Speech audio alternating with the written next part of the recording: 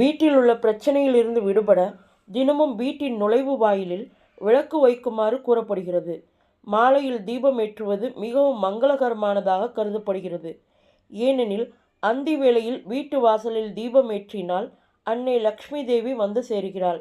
இது தவிர வீட்டிற்குள் ஏதாவது எதிர்மறை ஆற்றல் இருந்தால் அதன் சக்தி முழுமையாக குறையும் என நம்பப்படுகிறது. வீட்டின் பிரதான வாசலில் தீபம் ஏற்றி வைப்பதன் மூலம் ராகுவின் தோஷங்களும் தீரும். கிரக தோஷத்தை போக்க ஏதேனும் கோவில் அல்லது துளசிக்கு அருகில் தீபம் ஏற்றி வைக்கலாம். இவ்வாறு செய்வதன் மூலம் மற்ற பலன்களும் கிடைக்கும். நீங்கள் வெளியே வரும்போது விளக்கு வாசலின் வலது பக்கம் இருக்கும் வகையில் விளக்கை ஏற்றவும். திசையை பற்றி பேசினால் தீபத்தின் ஒளி வடக்கு அல்லது கிழக்கு நோக்கி இருக்க வேண்டும். மேற்கு திசையில் தீபம் ஏற்ற வேண்டாம்.